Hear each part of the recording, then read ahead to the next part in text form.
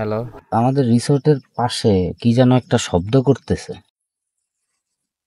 আমাদেরটা তো ডাস্টবিন। এই জানালা খুলে রাখা কি সেফ?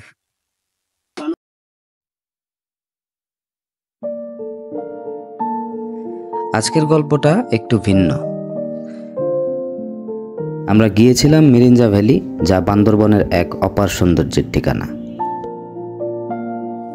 কিন্তু এই সফরের সবচেয়ে স্মরণীয় মুহূর্তটা ছিল এক পাহাড়ে, যেখানে ছিল একটি পুরনো শ্মশান। আর সেই পাহাড়েই আমরা কাটিয়েছি পুরো রাত পরিবার নিয়ে। জমিদারি ভাগ করে জমিদারদের হাতে মালিকানা দেওয়া। এছাড়াও এই জায়গাটার রয়েছে একটা গভীর ইতিহাস। পুরো এলাকায় ছড়িয়ে আছে বহু পুরনো গল্প। এখানকার প্রধান আকর্ষণ এখানকার প্রাকৃতিক সৌন্দর্য, মেঘে ঢাকা পাহাড়ের মনোমুগ্ধকর দৃশ্য, সূর্যোদয় সূর্যাস্ত সহ শান্তিপূর্ণ পরিবেশ। সমুদ্রপৃষ্ঠ থেকে প্রায় 1800 ফিট উচ্চতায় এই পাহাড়ে দাঁড়ালে দেখা মিলতেও পারে মহেশখালী দ্বীপ, মাতামুহুরী নদী ও বঙ্গোপসাগর পর্যন্ত। তো আজকের এই ভিডিওতে আমি মিরিঞ্জা সম্পর্কে সব অজানা তথ্য তুলে ধরবো, যা আগে কখনো দেখেননি। এছাড়াও শ্মশানের পাহাড়ে আমাদের এক রাতের কঠিন অভিজ্ঞতা আপনাদের সাথে শেয়ার করব। আধা ঘন্টা হাঁটছি, এখন একটা চার দোকান দেখছি, এখন যদি বলে চা নাই তাহলে শেষ হয়। সাথে এখানে যাওয়া, খাওয়া ও থাকার ভ্রমণ টিপস তো থাকবেই। আপনার এত ভালো রুম নাই, সব জুম ঘর বাংলাদেশে 2 বছর মানে এদিকে এদিকে আর কি, বৃষ্টি দিলে পানি ঢুকে। তো চলুন ভিডিওটি শুরু করা যাক।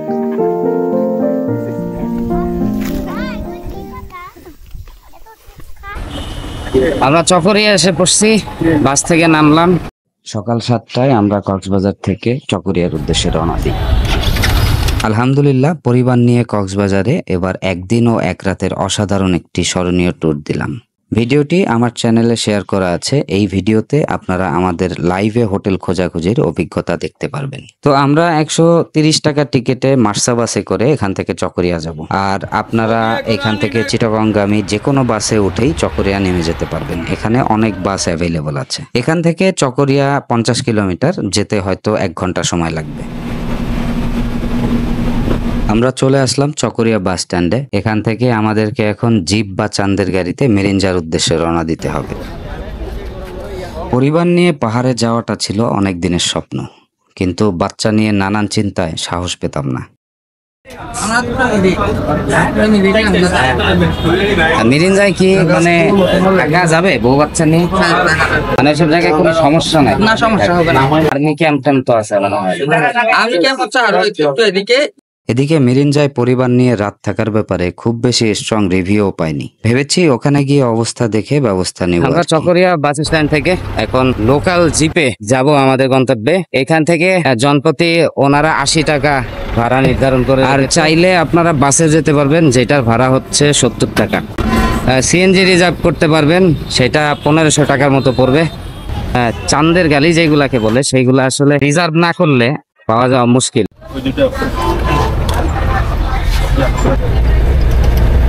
যাই হোক, এখন পাহাড়ি পথ ধরে শুরু হচ্ছে আমাদের যাত্রা। বলে রাখা ভালো, তারা আপনাকে 2টো সিটের কথা বলে যেখানে বসতে দিবে, তাতে 2 জন আসলে বসা খুবই কষ্টকর। আর কেউ সামনের সিটে বসতে চাইলে ভাড়া পড়বে 90 টাকা। এনআইডি কার্ড জমা দিয়ে আসে এখানে, এনআইডি কার্ডের ফটোকপি, এটা ম্যান্ডেটরি দিতেই হবে। আর এখানে আসতে গেলে অবশ্যই জাতীয় পরিচয়পত্র নিয়ে আসতে হবে। আর্মি চেক পয়েন্টে সেগুলো কাজে লাগবে। যাই হোক, আমরা পুনরায় যাত্রা শুরু করলাম। এখানে চারপাশ সবুজ, মাঝে আঁকাবাঁকা রাস্তা, গাড়ি ঘুরে ঘুরে উপরের দিকে উঠছে। এক কথায় অসাধারণ অনুভূতি। অলমোস্ট 50 মিনিট পর আমরা পৌঁছে গেলাম আমাদের ফাইনাল ডেস্টিনেশন মিরিঞ্জা বাজারে। এখানে আজকে প্রচন্ড গরম, আর এই গরমে আমরা প্রায় সিদ্ধ হয়ে এখন ইনডিসিশনে ভুগছি যে আমরা এখানে স্টে করব কিনা, আর করলেও কোন রিসোর্টে করব। এখন এখানে ঘোরার মতো কিছু নেই। আপনারা বলছি যে নদীতে যাইয়া সময়গুলো কাটেন। আজকে আমি যে ভিডিওটা আপনাদের সাথে শেয়ার করব, সেটা অবশ্যই না টেনে দেখার চেষ্টা করতে দিই, কারণ আমি এইখানকার লোকাল যে সমস্ত বিষয়াদি আছে সেগুলো আপনাদেরকে শেয়ার করব, যেগুলো সহজে এই সমস্ত ইনফরমেশন পাবেন না। তো এর জন্যই আজকের এই ভিডিওটা ইম্পর্টেন্ট, তো চেষ্টা করবেন না টেনে দেখার জন্য। এদিকে নিচের থেকে বিভিন্ন রিসোর্টে ফোন দিলাম, পরিবার নিয়ে থাকার মতো সবগুলো রিসোর্টই বুক বলছে তারা। তো একটা ডিসিশনে আসার জন্য এই স্থানীয় ছোট ভাই থেকে যতদূর সম্ভব ইনফরমেশন নিতে চেষ্টা করি। এখানে থাইকা ঝর্ণাতে যেতে পারবেন, অথবা মাতামুহুরি নদীতেও যেতে পারবেন। মাতামুহুরি নদীতে একটা বুট নিয়ে সাদা পাহাড়, সুখ পাহাড়, দুঃখ পাহাড় দুটোটাই করতে পারবেন। কত দূর? সুখিয়া বিলে আপনার এখান থেকে হচ্ছে যে আপনার এখান থেকে 8 কিলো থেকে আবার 1 ঘন্টা 20 মিনিট হাঁটতে হবে। মাতামুহুরি নদীটা আর কি নিচে। এইখান থেকে সবচেয়ে উপরের হিল কোনটা? এখানকার ভিতর একদম উপরে হচ্ছে যে এটার পর হচ্ছে যে মিরিঞ্জা বিল। আপনার সমতল থেকে 1800 ফিট উপরে। কট হাউস নাই তাদের। আর বেস ক্যাম্পে এখান থেকে যেতে কতক্ষণ লাগবে? প্রায় আধা ঘন্টা লাগবে। আধা ঘন্টা হেঁটে? হেঁটে। আর যদি বাইক দিয়ে যান 7-8 মিনিট লাগবে। আপনার বাইক ভাড়া করলে কি এখানে সবকটা রিসোর্ট ঘোরা যাবে? ঘোরা যাবে, তবে বাইকে একটু রিস্ক হয়ে যায়। আপনার ধরেন বাইক দিয়ে উপরে উঠা ওইখান থেকে আপনার পুরাগুলো আপনার হাইটা দেখবেন। ওইদিকে কারণে এত গরম নেই, গাছপালা আছে, এত গরম নেই। এসি রুম আছে? হ্যাঁ, এসি রুম আছে। ওগুলার ভাড়া কত? 7,000 টাকা নেই পার নাইট? এর সাথে খাওয়া দাওয়া নাই তো? না, খাওয়ানোর প্যাকেজ এক্সট্রা। এখানে খাওয়ার দোকান কি এটা? আর ওই যে মারাইনচা হিল? মারাইনচা হিল মিরিঞ্জা হিল পাশে। ওটা কেমন? জি, আমি ফোন দিয়েছিলাম। ওটাও ভালো, কিন্তু ওটা আপনার রুম পট হাউস যেগুলো এগুলো খালি পাবেন। রুম ঘর খালি পাইতে পারেন, কিন্তু পট হাউস খালি পাবেন না। আর এখন যে গরম, আপনারা কারেন্ট ছাড়া তো থাকতে পারবেন। কারেন্ট আছে কোথায়? এখানকার ভিতরে আপনার শুধু একটা রিসোর্টে কারেন্ট আছে, আমাদের আর সবগুলো তো সোলার দিবে। আর 1 ঘন্টা মোবাইল চার্জের জন্য 1 ঘন্টা জেনারেটর চালু করে দিবে। সোলার তো ভালো। সোলার ভালো কেন? এই যে কারেন্ট নাই সকাল থেকে আমারে বললো, সন্ধ্যা 6টা। সোলারও আছে, কারেন্টও আছে। এখন কি করবা? তোমাদের রিসোর্টের নামটা একটু বলো তো। Mirinja top view point. তোমাদের ওই রুমের ভাড়া কত? আমাদের 2,000 টাকা, আর রেগুলার ভাড়া হচ্ছে 3,000 টাকা। শেষমেশ নানাবিধ কথা শুনে আমরা ডিসিশন নিলাম পাহাড়ের উপরে গিয়ে নিজেরাই দেখে শুনে রিসোর্ট বুকিং দেব।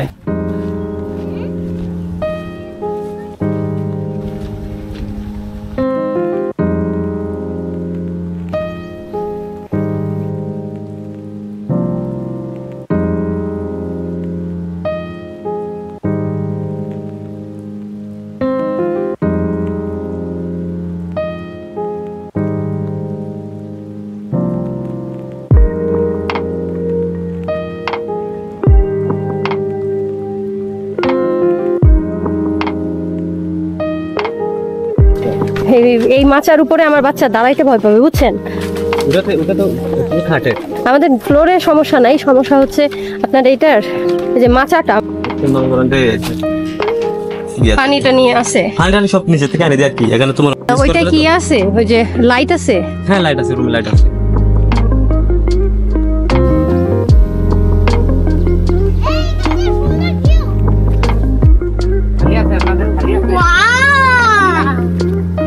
এটা খালি আছে?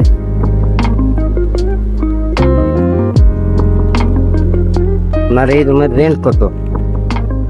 আপনার 2 জনেতে না? হ্যাঁ, 2,000 টাকার ভিতরে। 2,000 টাকার ভিতরে? জি। এটা গোসল সহ আছে। গোসল সহ? গোসল কোথায় করতে হবে? গোসল এই জিনিস। নিচে পিছনে এখানে আমি চেয়ার দিব। হ্যাঁ, ওই যে চেয়ার কতগুলো আছে না ওখানে নিচে? হ্যাঁ, এখানে চেয়ার দিব। তুমি ব্যাগ রেখে দাও, ব্যাগ রাখতে হবে। পাহাড়ে উঠে কিছু দূর আগানোর পরই আমরা যে সমস্ত রিসোর্টগুলো দেখলাম সেগুলো একদম খারাপ না, ভিউ সুন্দর। বাট আমাদের একটা ডিমান্ড বা ইচ্ছে যেটাই বলেন, সেটা হচ্ছে যে আমরা সানরাইজ দেখব একদম স্ট্রেট পয়েন্ট থেকে। তো এই ধরনের এই ক্যাটাগরির রুম আমরা না পাওয়ায় আমরা এখন একটু সামনের দিকে এক্সপ্লোর করতে চাচ্ছি।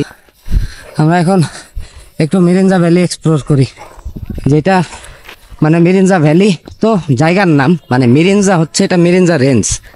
এই মিরিঞ্জা রেঞ্জের একটা রিসোর্টের নাম হচ্ছে মিরিঞ্জা ভ্যালি। তো আমরা এই মিরিঞ্জা ভ্যালিতে এখন একটু এক্সপ্লোর করে দেখি, আপনারাও হয়তো অনেক ইনফরমেশন পাবেন ইনশাল্লাহ। বড় ছোটদের জন্য হ্যাঁ, বুকিং নাই, খালি নাই না?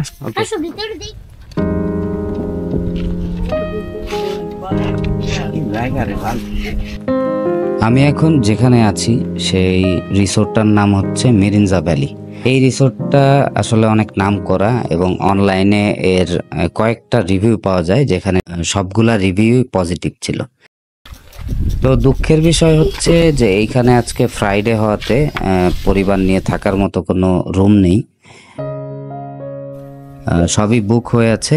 আর যারা গ্রুপ ট্যুরে আসবেন তারা মিরিঞ্জায় আসলে এই রিসোর্টটা চুজ করতে পারেন। এখানের যে সমস্ত ভিউ আছে সবগুলোই সুন্দর। আর তাদের পড হাউস এখনো রেডি হয়নি, এটা হয়তো 2 মাসের মধ্যে ইনশাল্লাহ হয়ে যাবে।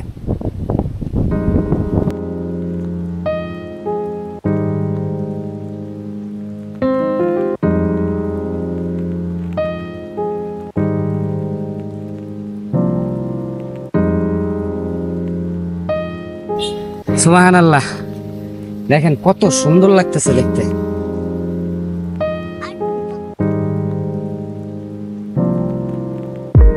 কি অ্যাডভেঞ্চারে আছো? হ্যাঁ, পাহাড়ে মানে অনেক রোদ আর আর মানে সুন্দর সুন্দর ভিউ।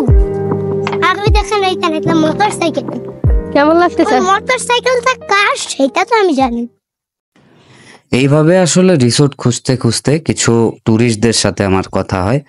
তো তারা আমাদেরকে জানায় যে এইখানে মিরিঞ্জার শেষের দিকে একটা পাহাড় আছে যেটার নাম চুংদারবক পাহাড়, এবং পাহাড়টা সব থেকে উঁচু, এবং সেইখানেই একটা রিসোর্ট আছে যেখান থেকে একদম স্ট্রেট সানরাইজটা দেখা যায়।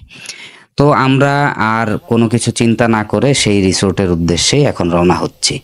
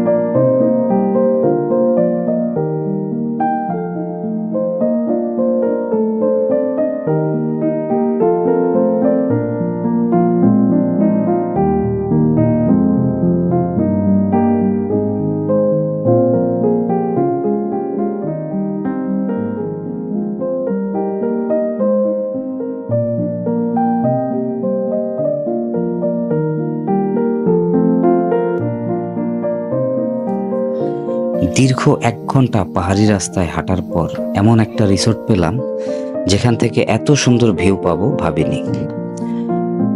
আর ব্যাগপত্র রেখে রিসোর্টের সামনে বসার পর সব ক্লান্তিগুলো কোথায় যেন বিলীন হয়ে গেল।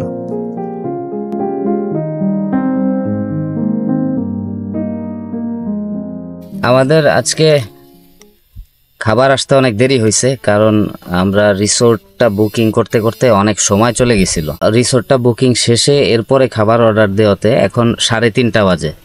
তো এই সময়ে এসে খাবার আসলো।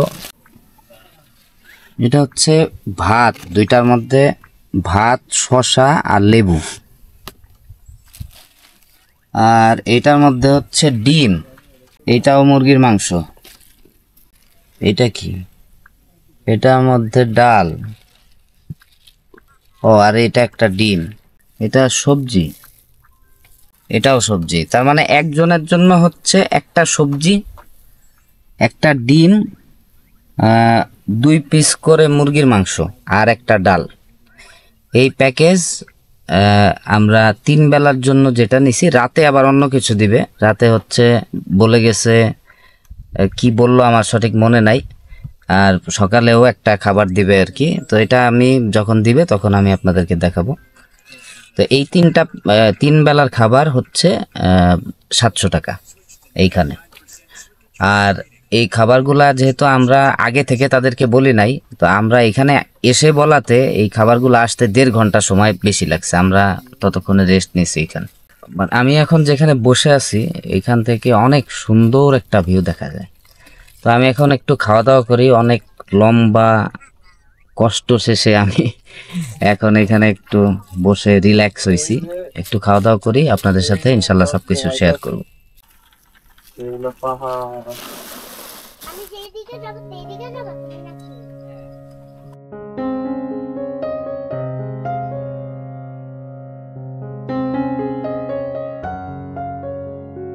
এটা কেমন হয়েছে দেখো তো। হয় নাই।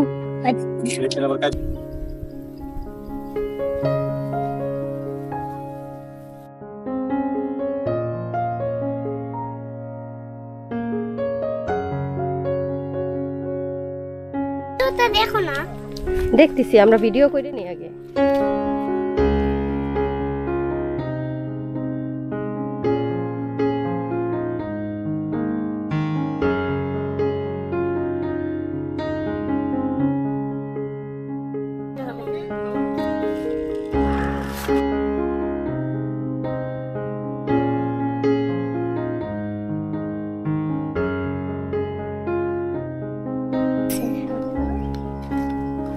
হইতেছে আমরা এসেছি মিরিঞ্জার সবচেয়ে উঁচু পাহাড়ের জঙ্গল বিলাস রিসোর্টে, যেখান থেকে ডানে বামে সামনে পিছনে যেদিকে চোখ যায় শুধু সবুজ আর সবুজ।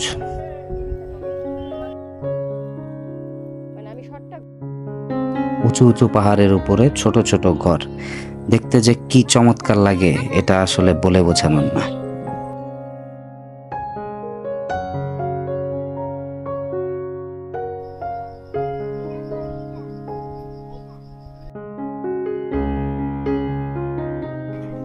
ভিউয়ার্স, আমরা নামতেছে তো পরে কথা বলি। নাও মা। আমরা খাওয়া দাওয়া শেষ করে একটু রেস্ট নিয়ে এখন আমরা ঘুরতে বেরোইছি। আমরা এখন এই আশেপাশের এলাকাটা এক্সপ্লোর করে দেখব, আর সানসেটটাও খুব সুন্দর করে দেখার ইচ্ছা আছে। আগে কখনো দেখি নাই, পরিবারের সবাই আজকে ইনশাল্লাহ সানসেটটা একসাথে। ভয়টাই ও ফুট তুলে রাখে।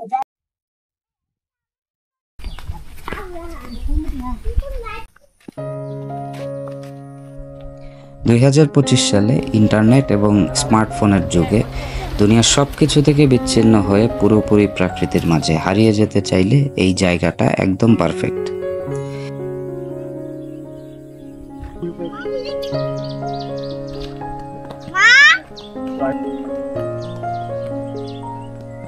এখানে হাঁটাহাঁটি করার সময় যে ধরনের ভিউ আমরা উপভোগ করছি তা সত্যিই অসাধারণ।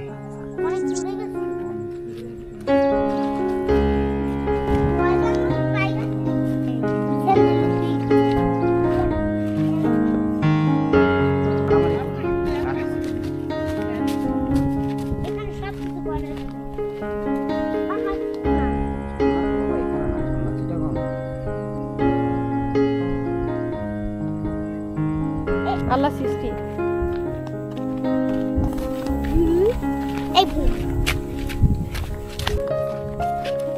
ডগি আমার দেখে অনেক ভয় পায়। রাইফ, সূর্যটা দেখো। বাবা এটা কি ছাগল খাইতে পারবে? বাঁকা হয়ে।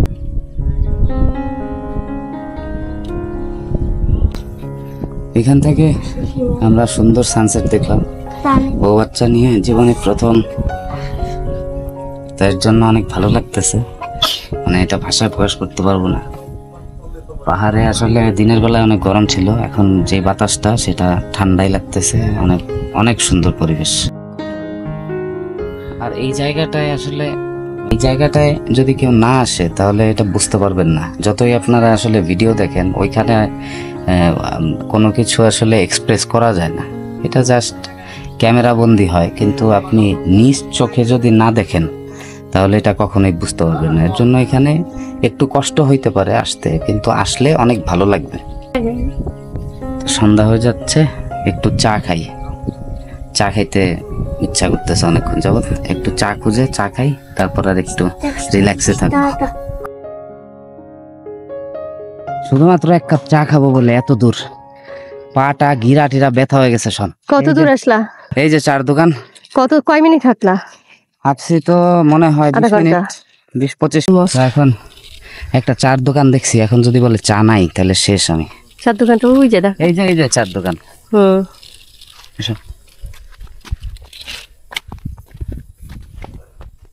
এটা ঢাল দিয়ে উঠতে পারবে। ওদের গ্রাম আছে নোনারদেরি গ্রামে, ওই যে নিচে। ও নিচে? হ্যাঁ নিচে। আর এই রিসোর্ট হওয়ার পরে হইতেছে এখানে চা দোকান। না নিচে হইলে তো স্বাভাবিক, এটা কিন্তু মানে অতটাও রিমোট এরিয়া না। না তো আমাদের বাসা যাইতে হয়তো এখান থেকে আধা ঘন্টা লাগে। হাইটে? হ্যাঁ হেঁটে দিলে আধা ঘন্টা, আর মোটরসাইকেলে যাইলে হয়তো 10-15 মিনিট। দোকান বন্ধ করে দেন? হ্যাঁ। কয়টা থেকে বন্ধ করেন? এমনিতে দোকান গ্যাস থাকলে বন্ধ করি না, রাত্রেও থাকি এখানে, আর গ্যাস না থাকলে চলে যাই আর কি। এখানে তো এমনি কোনো অঘটন ঘটে না না না না, ওইরকম রিক্সি কোনো কিছু নেই, সারা রাত হাঁটতে পারবে হ্যাঁ, এখানে। মানে এমনি চুরি ডাকাতি চিন্তা এগুলা না। কিছুই হবে না এখানে। এখান থেকে থানা কত দূর?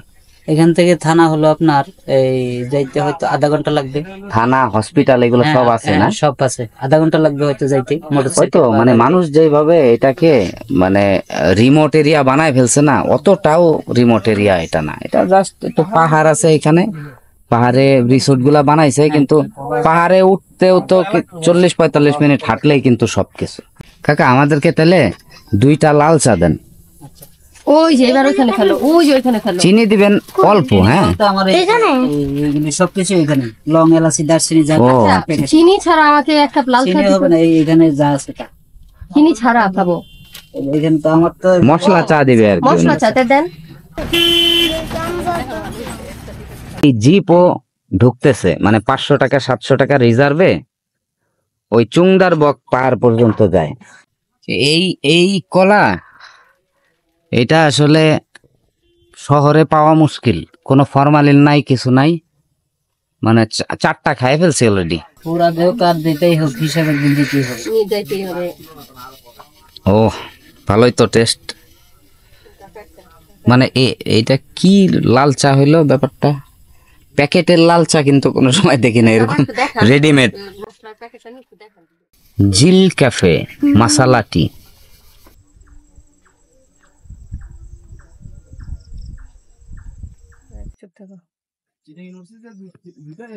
রাতের খাবার এটা হচ্ছে বারবিকিউ, পরোটা, সস আর হচ্ছে সালাদ।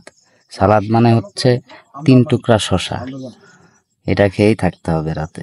আমরা যখন বিকালে চা খেতে বের হয়েছিলাম তখন স্থানীয় একজন আমাদেরকে যেটা বলল সেটা হচ্ছে যে এই রিসোর্টটা যেখানে হইছে এই পাহাড়ের নাম হচ্ছে চুংদার বক পাহাড়। তো এই পাহাড়ে নাকি চিতা চালানো হইতো পাহাড়িদের। তো এই জায়গাটাই এই রিসোর্টটা হইছে। এই রিসোর্টের নাম হচ্ছে জঙ্গল বিলাস রিসোর্ট। তো এই কথা শোনার পর থেকে কেমন যেন একটু লাগতেছে, একটু ভয় ভয় পাইতেছি। তারপরেও তো পাহাড়ে একদম নির্জন, আর চারপাশে ঝিঝি পোকার ডাক, তারপর আবার চিতা, যা শুনে আসছি। তারপরও আসি 3 জন, আমরা ভালোই আছি আলহামদুলিল্লাহ। তো যাই হোক, এখন অনেক ক্ষুধা লাগছে, রাতের খাওয়ার টাইম, আমরা খাবারটা এনজয় করি। খাওয়া দাওয়ার পরে এখন গরম লাগতেছে অনেক। আর এটা হয়তো আমাদের ব্যাড লাক যে আজকে কোনো বাতাস নাই, জানি না অন্যান্য দিনে কি হয়। আর আমরা যেখানে আছি এটার যেই সার্ভিসের কথা বলতে গেলে, সার্ভিস আসলে এখানে তেমন কোনো সার্ভিস নাই। রুম যখন নিছি তখন তো তারা বলে দিছে যে তাদের কারেন্ট নাই, সোলারে একটা লাইট জ্বলবে। আর 2বার দেখলাম আমি 1 ঘন্টা করে ফোন চার্জে দেওয়ার জন্য জেনারেটর অন করে তারা। গরম থাকাতে ওনাদেরকে এই হাত পাখাটা রিকোয়েস্ট করছিলাম যে একটা হাত পাখা দেওয়া যাবে কিনা। তো এই রিকোয়েস্ট করার পরে তারা এই হাত পাখাটাই শুধু আমাদেরকে ফ্রি দিয়েছে, এছাড়া আর এখানে কোনো কিছু ফ্রি নাই। পানি কিনে খেতে হবে। আপনারা শুধুমাত্র 2 বোতল পানি, একটা কটেজের জন্য 2 বোতল পানি বরাদ্দ, সকালবেলা যখন চেক ইন করা হবে তখন সেটা দিয়ে দেয়। আরেকটা কথা আপনাদের সাথে শেয়ার করি, সেটা হচ্ছে যে আপনারা প্রথম দিকেই কিছু রিসোর্ট আছে যেখান থেকে ভিউগুলা ভালো হয়, সূর্য ডোবা যে দেখার যে ব্যাপারটা।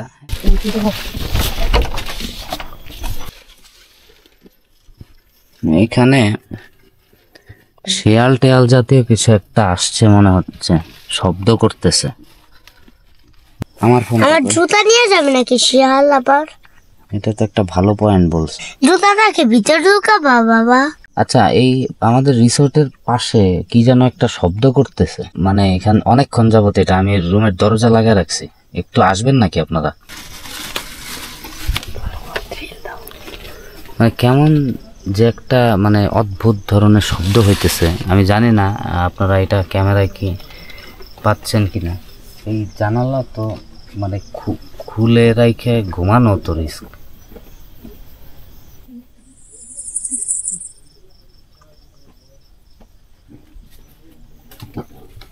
কি আসছিল ভাই? শুকর পালিত। বাইরে তো এখন কিচ্ছু দেখা যাবে না, পুরো অন্ধকার। এই অন্ধকারে আসলে কি দেখাবো। যাই হোক, যেটা আসছিল সেটা নাকি পালিত শূকর, এখানে যে উচ্ছিষ্ট খাবার ফেলে রাখছে সেটা খাওয়ার জন্য আসছিল। আর দূরে যে সমস্ত লাইট দেখা যাচ্ছে এগুলা হচ্ছে সবগুলো রিসোর্টের লাইট। তো এই হচ্ছে রাতের অবস্থা। রাতে দেখতে এই রকম লাগে। একটা লাইট এইখানে আছে।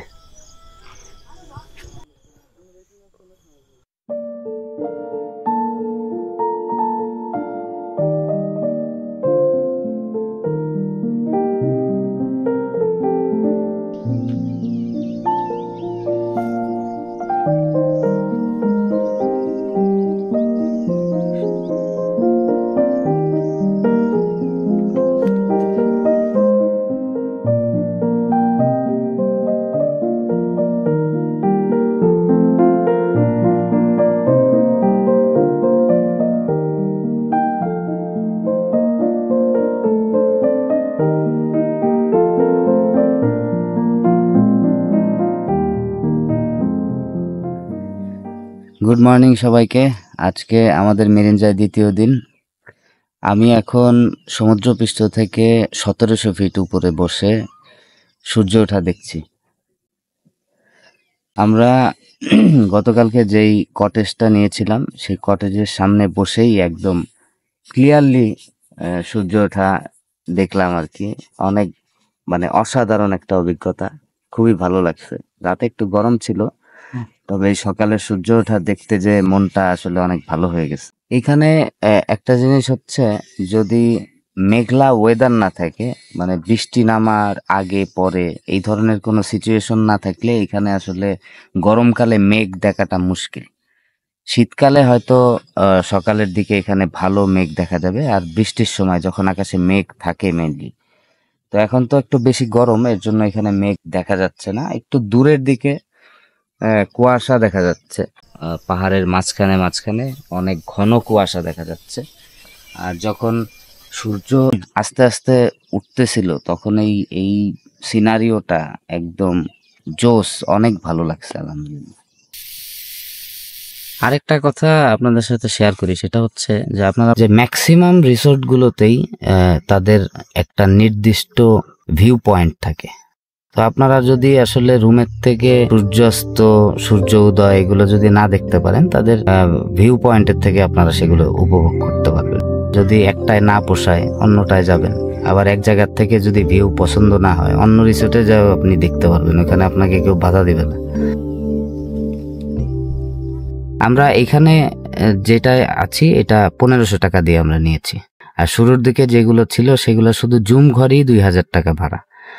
আর যে সমস্ত পড হাউস আছে সেগুলো 4000, 4500, 6000 পর্যন্ত আছে। আর এইখানে একটা পড হাউস আছে, সেটা 4000 টাকা ভাড়া, সেটাও অনেক বড়। সেটায় 6-7 জন থাকা যায়।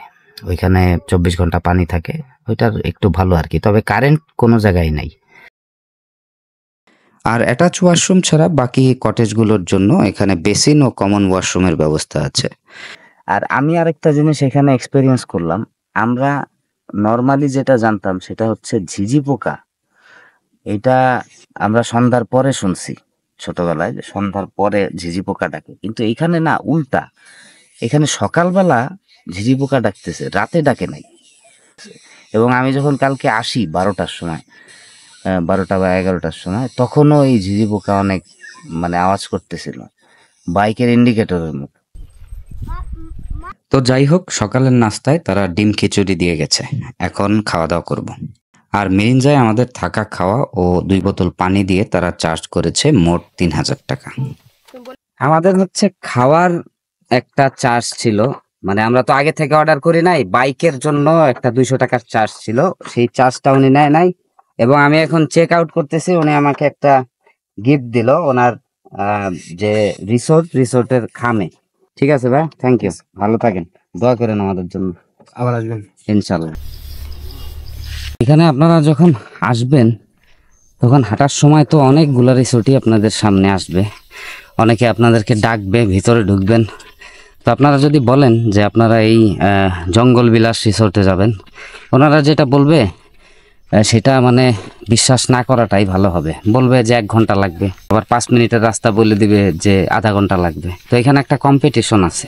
এইখানে যারা বুকিং ছাড়া আসে তাদেরকে যে কোনো রিসোর্ট মালিকই চায় যে তাদের রিসোর্টে সে যেন থাকে।